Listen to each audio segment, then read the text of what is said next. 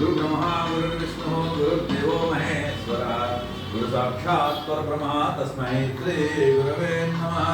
अखंडमंडलाकारं व्याप्तं येन चराचरं यत्पदं दर्शितं येन तस्मै श्री गुरवे नमः।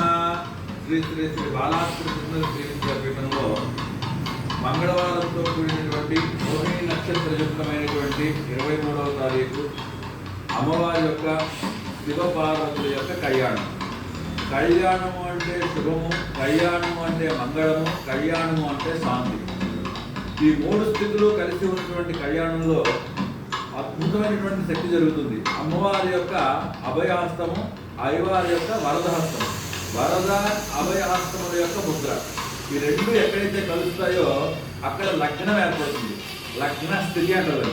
రావణ బ్రహ్మ వారు కూడా ఈ లగ్నాన్ని దర్శించి లలాటలో లగ్నక విలాలలో చలోచని అంటాడు. అంటే అర్థమేంటి? ఆ లగ్నస్థితమైనటువంటి స్థాయి కావాలి నాకు, నేను నీలో లగ్నం అయిపోవాలా అనేటువంటి ఆయన యొక్క శ్రీకాండ స్తోత్రంలో ఏడ్చాడు ఆయన ఘోరంగా.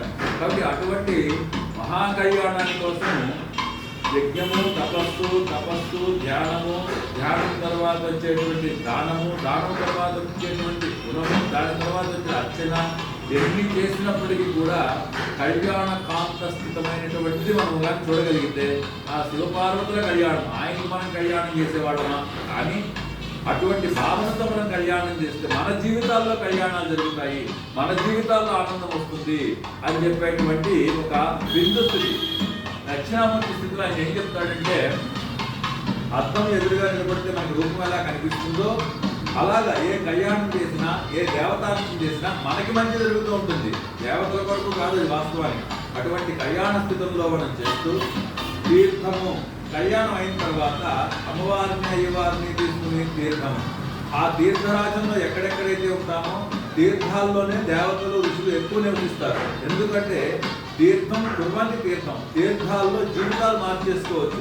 అటువంటి తీర్థ ప్రాంతంలో జపము, అమ్మవారి యొక్క సేవనము, అమ్మవారి యొక్క నామజపము, అమ్మవారి యొక్క దర్శనము, ఆ తీర్థాల్లో ఉండి ఎంత ధరించితే, ఎంత దర్శించితే, ఎంత మనం స్వామివారిని కానీ చూస్తే అంత ఆనందం అవుతుంది.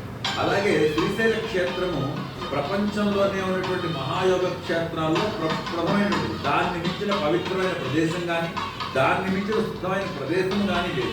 కాశీ ఇవన్నీ ఉన్నప్పుడు ఇది మోక్షపురే, కానీ శ్రీ ఐశ్వర్యం మహాలక్ష్మి పుట్టినటువంటి ప్రాంతం శ్రీశైలం. అలాగే తిరు అనేది స్త్రీ పదానికి వస్తుంది. అలాంటి స్త్రీ అనే పదాలు ఎక్కడెక్కడ ఉంటాయో అక్కడ మహాలక్ష్మి ఆవాస స్థానాలు ఉంటాయి. అందులో అయ్యవారైనటువంటి జ్యోతిర్లింగాల్లోని మహాశక్తి కేంద్రము, అలాగే అమ్మవారి యొక్క మహా అష్టాదశపుర పీఠాల్లోని కూడా భ్రమరాంబికాదేవి యొక్క పీఠం, అక్కడ కూడా శివశక్తుల యొక్క కలయిక. అటువంటి గిరి మల అనేటువంటి ప్రాంతం అంతా కూడా మహాశక్తి స్వరూపమైనటువంటి శ్రీశైలంలో దర్శనాదులు, అర్చన, చివరికి దత్తాత్రేయ అంశంలో ఉన్నటువంటి శ్రీపాదవుల వారు కూడా ఆ కృష్ణానది తీర ప్రాంతంలో శ్రీశైలంలో అంతర్ధానం చెందాడు, అంటే పూర్ణత్వాన్ని పొందాడు. కాబట్టి ఏ పూర్ణమైన విద్యనైనా మనం సాధించాలి అన్నా, పూర్ణత్వాన్ని అనుభవించాలి అన్నా ఒక్క శ్రీశైలంలోనే మనకి ఎక్కువ సాధనా కేంద్రంగా సూక్ష్మ శక్తులతో రోజు అందరూ దేవతలు వస్తుంటారని, పొద్దున్నే మొట్టమొదటి అగస్త్యుల వారు 6 గంటలకు వచ్చి స్వామివారిని దర్శిస్తారు. అటువంటి మహాశక్తి క్షేత్రం, సుబ్రహ్మణ్య స్వామి రోజు నిత్యం దర్శించేటువంటి క్షేత్రం.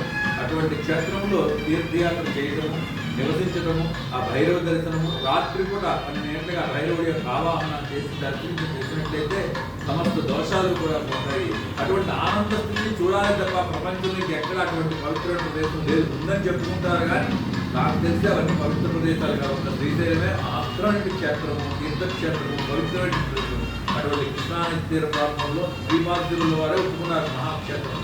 బట్ అటువంటి మహాక్షేత్ర దర్శనానికి ఆనందంగా రావాల్సిందిగా, కళ్యాణంలో కూర్చోవలసిందిగా, ఈ అద్భుత అవకాశం ఉపయోగించుకోవాల్సిందిగా ప్రార్థన. స్వస్తి. లోక కళ్యాణం. జయ బాల.